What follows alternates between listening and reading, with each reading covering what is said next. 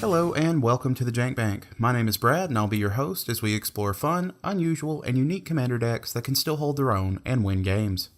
As a quick disclaimer, these decks are tuned to my own personal budget and meta, so feel free to make changes as necessary.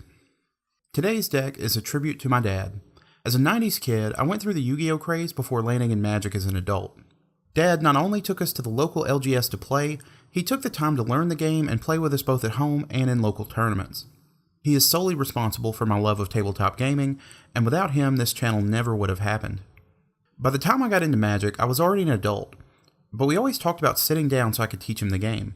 Sadly, his vision started to fail with his illness, and not long after, he passed away. I always wondered what kind of deck he would have built, though, and with him gone, I did the closest thing I could, and I built this deck in his memory. Now, Dad was not a complex strategist. If a card had too much text, he no longer cared about how good or bad it was. Long, drawn-out combos bored him to no end. I know because I was always the combo player. When playing any type of game, Dad only ever had one strategy: smash. In video games, he always played the warrior or barbarian. In card games, he always ran big, simple creatures and tons of removal. So with that in mind, the strategy of this deck is to play our commander, pump him into the biggest threat possible, and just smash our opponents. Let's jump right in with our commander. The commander for this deck is Vivictus Asmati, a 7/7 flying dragon for 2 black, 2 red, and 2 green.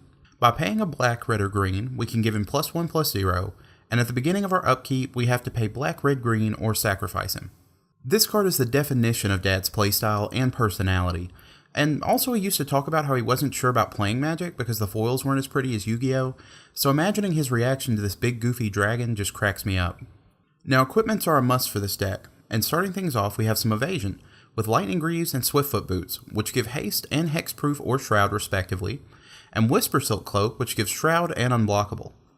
Next, we have Sword of the Animist, which gives +1/+1, and whenever this creature attacks, we search our library for a basic land and put it onto the battlefield tapped. And Bear Umbra, which gives +2/+2, and whenever this creature attacks, untap all lands you control. It also has Totem Armor, so it can help protect our commander. Mana is a must in this deck, so these cards can help us out a ton. Next, we have Helm of the Host, which makes a hasty, non-legendary copy of Vivictus at the beginning of combat on our turn, Fire Shrieker, which gives double strike, and Mage Slayer, which says whenever the equipped creature attacks, it deals damage to defending player equal to its power. Mage Slayer is in here not just because it's a good card, but because there's a great story behind this. Remember how I said Dad always played the warrior in video games? Well, there was nothing he hated more than mages. When Skyrim came out, he played it non-stop. A few weeks later, we were hanging out and he was showing me his house in the game. He had an entire room filled with the staves of mages who had wronged him, and as a result had been smashed with a big warhammer. Speaking of which, finishing up our equipment is Loxodon Warhammer, which gives +3/+0, trample, and lifelink, and Blackblade Reforge, which gives +1/+1 for each land we control. Next, we have Fling and Thud, which are both going to let us sacrifice Vivictus to deal damage to our opponent equal to his power. Fling is also an instant, so we can cast it in response to removal. Lastly, we have two really fun win conditions with Seize the Day, which untaps Vivictus and gives us an additional combat step. It also has flashbacks, so we can cast it again from our graveyard. With enough mana, this allows for 3 combat steps in a single turn. And Chandra's Ignition says target creature deals damage equal to its power to each other creature and opponent. This can easily kill all of our opponents at the same time, but at the very least will deal a ton of damage. Now, in order to win with this deck, we're going to need mana. Like, lots of mana. Like, all the mana. Let's take a look at how we're going to get it with the ramp. Cultivate and Kodama's Reach each let us search our library for 2 basic lands, put one into our hand, and the other onto the battlefield tapped. Rakdos, Golgari, and Gruul Signet each let us pay 1 and tap them to add 2 of our colors. Pier's Whim is going to let us search for any land and put it onto the battlefield tapped, and then each of our opponents have to sacrifice an artifact or enchantment. Tempt with Discovery also lets us grab any land, and each of our opponents may choose to do the same. But for each one who does, we get to search out an additional land. An Expedition Map lets us pay 2 and tap and sacrifice it to search our library for any land, reveal it, and put it into our hand. Next we have Soul Ring, which costs 1 and taps for 2, and Chromatic Lantern, which taps for any color and lets all of our lands do the same. Circuitous Route and Explosive Vegetation each let us search our library for 2 basic lands and put them onto the battlefield tapped. Caged Sun is going to let us pick a color, then all of our creatures of the chosen type get +1/+1, and when we tap a land of that color, we add 1 extra mana. Boundless Realms lets us search our library for X basic land cards and put them onto the battlefield tapped, where X is the number of lands we control. And Black Market gets a charge counter whenever a creature dies, and at the beginning of our main phase adds a black mana for each of those counters. So we have the mana, but how do we keep our cards turning out? Let's find out with draw power. Faithless Looting lets us draw 2 cards and then discard 2 cards, and has flashback so we can play it again from our graveyard. Read the Bones lets us scry 2, draw 2, and then lose 2 life. Next is Harmonize, which lets us draw 3 cards, and Siphon Mind forces all opponents to discard a card, and then we draw cards equal to the number discarded. Phyrexian Arena is going to let us draw a card at the beginning of our upkeep at the low cost of 1 life, and Deathreap Ritual lets us draw a card at the end of any turn in which a creature died.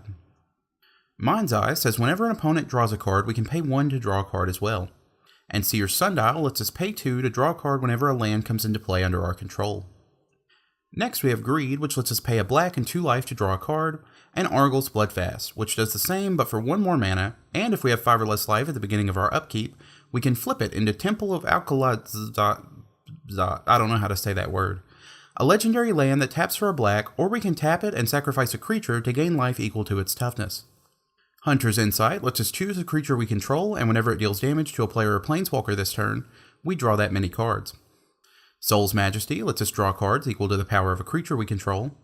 And Richkar's Expertise lets us do the same, but then lets us cast a card from our hand with CMC 5 or less for free. Lastly, we have Greater Good, which lets us sacrifice a creature to draw cards equal to its power, and then discard 3 cards. And Momentous Fall, which lets us sacrifice a creature to draw cards equal to its power and gain life equal to its toughness. So now we know how to smash our opponent's life totals, but how do we deal with problematic spells? Well, let's move on to Dad's favorite category, removal. Beast Within lets us destroy target permanent and replace it with a 3/3 beast token. Chaos Warp lets us shuffle target permanent back into its owner's deck, they shuffle, and then reveal the top card of their library. If it's a permanent, they put it onto the battlefield. An Assassin's Trophy lets us destroy a permanent, and then its owner may search their library for a basic land and put it into play. Crows and Grip lets us destroy an enchantment or artifact and has split second. Dreadbore destroys a creature or planeswalker. And Hullbreach destroys an artifact and or an enchantment. Putrefy destroys an artifact or creature and it can't be regenerated. And Rakdos Charm lets us choose between exiling an opponent's graveyard, destroying an artifact, or having each creature deal 1 damage to its controller. Next we have Vandal Blast, which we can overload to destroy all artifacts we don't control. Crux of Fate, which lets us destroy all non-dragon creatures, and Black Sun Zenith, which lets us put X -1/-1 counters on each creature, and then shuffles back into our library. Blasphemous Act deals 13 damage to all creatures and costs 1 less for each creature on the battlefield. And Decimate lets us destroy an artifact, enchantment, creature, and land. Lastly, we have Ingaruk's Wake, which destroys all creatures and planeswalkers we don't control, and Decree of Pain, which destroys all creatures, they can't be regenerated, and then we draw a card for each creature destroyed. We can also cycle this to give all creatures -2/-2. And that does it for the spells, so let's move on to the lands. Blood Crypt, Overgrown Tomb, and Stomping Grounds tap for 2 of our colors and enter tapped unless we pay 2 life. Dragonskull Summit, Woodland Cemetery, and Rootbound Crag also tap for 2 of our colors and enter tapped unless we control a land type listed on the card. Temple of Malice, Malady, and Abandon enter tapped, tap for 2 of our colors, and also let us scry 1. Rakdos Carnarium, Golgari Rotfarm, and Gruul Turf each enter tapped, and when they do, we have to return a land we control to our hand, but do have the upside of tapping for 2 mana.